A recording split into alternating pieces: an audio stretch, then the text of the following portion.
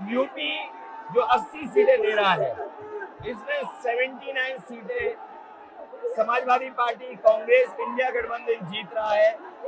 एक जो क्यूटो है उसमें हम और आप लड़ाई में हैं।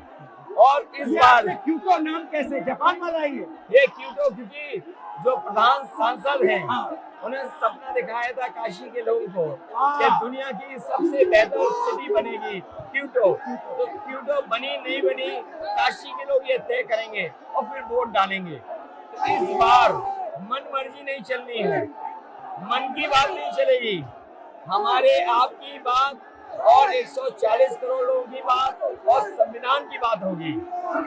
और आपने देखा, हम सब ने देखा कि यूपी को नरेंद्र मोदी जी ने बेरोजगारी का सेंटर बना दिया और इतनी बेरोजगारी की है, ये जितने बच्चे दिखाई दे रहे हैं ये वो लोग हैं दिखाओ जो अग्निवीर या पेपर लीक, जिसकी वजह से इन्हें नौकरी नहीं मिली है और ये सब रोजगार नौकरी चाहते हैं। बीजेपी ने जो झूठे सपने दिखाए थे इन्वेस्टमेंट मीट के, जो झूठा सपना दिखाया था डिफेंस एक्सपो का, जो सपने बेचे थे G20 में, लेकिन इन नौजवानों को न नौकरी मिली न रोजगार मिला, आज ये खाली हाथ हैं। तो इसलिए हमें और आप मिलजुल के, जो आपने कहा, जो इंडिया गठबंधन कह रहा है कि 30 लाख बच्चों को नौकरी दी जाएगी, उस दिशा में हम लोग काम करेंगे। और पहली नौकरी पक्की स्कीम जिसके माध्यम से हर ग्रेजुएट को नौकरी का अधिकार, बेहतरीन ट्रेनिंग और बैंक अकाउंट में 1 लाख रुपए साल के। आपने नोट किया कि मोदी जी खटाखट बोलने शुरू कर दिए। ये आपके खटाखट के बाद वो रटारट खटाखट कर रहे हैं। अच्छा, आप एक बात बताइए, मुझे क्यूरियोसिटी है, थोड़ा आप अपने पापा के बारे में मुझे बताइए जी। मुलायम सिंह यादव जी के बारे में बताइए, आपने उनसे क्या सीखा? नेताजी और उनके साथ के लोग बिल्कुल जमीनी राजनीति करते रहे। हालांकि नेताजी कुश्ती, पहलवान और गांव के थे। करते हो कुश्ती? नहीं, मैं कुश्ती नहीं कर पाया जीवन में, क्योंकि मैं मिलिट्री स्कूल में चला गया तो कुश्ती नहीं कर पाया। लेकिन नेताजी इसीलिए धरती पुत्र बोले गए कि वो जमीन की बात को समझते थे। धरती पर जो लोग हैं उनकी क्या भावना है, उसको लेकर के वो आगे बढ़ाना चाहते थे। और आपका इस क्षेत्र से और इस शहर से आज का लगाव नहीं है, न जाने कितने सालों पुराना लगाव है।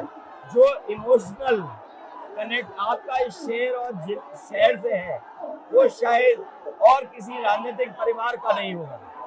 तो नेताजी से उनका हार्डवर्क और अपने लक्ष्य के लिए लगातार काम करते रहना, जो गैर बराबरी की लड़ाई डॉक्टर राम मनोहर लोहिया यही लड़े थे। हालांकि हमारी आपकी विचारधारा की यहाँ टकराव रहा, लेकिन हमारे व्यक्तिगत या जो सिद्धांत में कभी समझौता नहीं हुआ।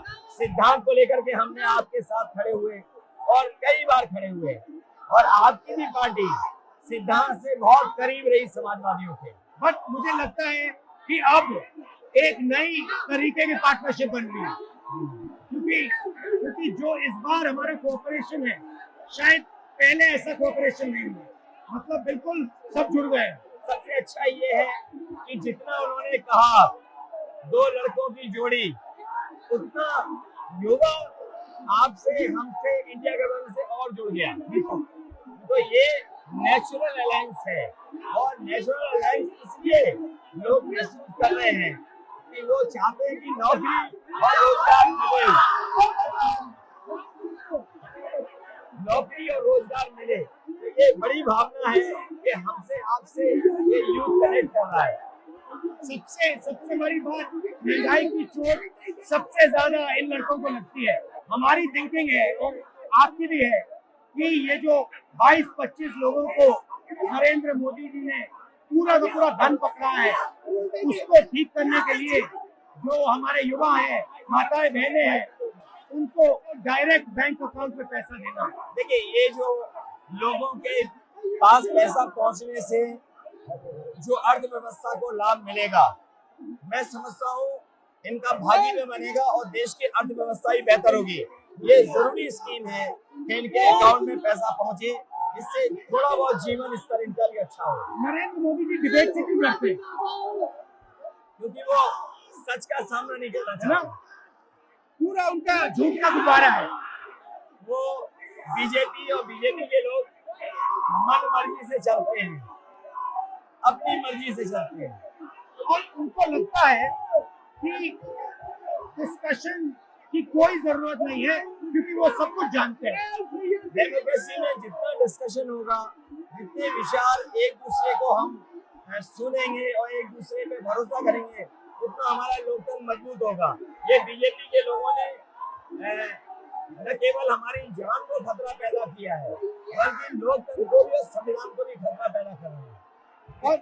और इसका नतीजा दिख रहा है कि चाइना हमारी जमीन के अंदर आ गया, ये बेरोजगारी बढ़ती जा रही है, जो प्रोडक्शन होता है वो नहीं हो रहा है, और पूरा का पूरा एक्सटॉर्शन, ईडी, सीबीआई, ये लोग मतलब एक्सटॉर्ट कर रहे हैं। कई बार सुनने को मिल रहा है और सरकार स्वीकार नहीं कर रही है, लद्दाख की हमारी सीमाएं सुरक्षित हो गई, और अरुणाचल के आसपास या सीमा जो चीन से छू रही है वो बहुत असुरक्षित है। तो चीन से जहाँ हमारा सीमाओं का खतरा है, वहीं चीन से हमारे बाजार को भी खतरा है। तो कहीं ना कहीं हम लोगों को अपनी मैन्युफैक्चरिंग इकोनॉमी और मैन्युफैक्चरिंग इकोनॉमी को बढ़ावा देना पड़ेगा। और ये जो स्कीम्स है, पहली नौकरी पक्की और महालक्ष्मी, ये मैन्युफैक्चरिंग सिस्टम को, इकोनॉमिक सिस्टम को जंप स्टार्ट करने के तरीके हैं। ये बहुत अच्छा जंप स्टार्ट होगा। इसको अगर फोकस हो करके आईआईटी, पॉलिटेक्निक, इंजीनियरिंग कॉलेजेस को, इन सबको इकोसिस्टम में ला करके, मैं समझता हूँ युवा नौजवानों को अच्छी नौकरी और रोजगार मिल पाएगा। और हमारा लक्ष्य है कि सब, हर जात को भागीदारी मिले, स्पेस मिले, हर इंस्टीट्यूशन में, बिजनेस में, एजुकेशन के सिस्टम में। तो वो हमारा, हम दोनों का लक्ष्य है। बिल्कुल। और क्योंकि जो बात सभी दल कहते थे, आज इंडिया गठबंधन कांग्रेस भी कह रही है कि सामाजिक न्याय जरूरी है, जाति जनगणना जरूरी है।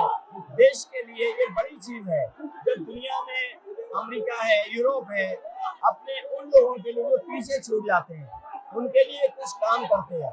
तो हमारा जो देश जाति के आधार पर पिछड़ा है, तो इसको आगे बढ़ाने के लिए ये बड़ी भूमिका होगी इस बार। बहुत अच्छी बहुत मीटिंग अच्छा, बहुत अच्छी मीटिंग यूनिक मीटिंग। मुझे लगता है कि ये यूनिक मीटिंग है क्या?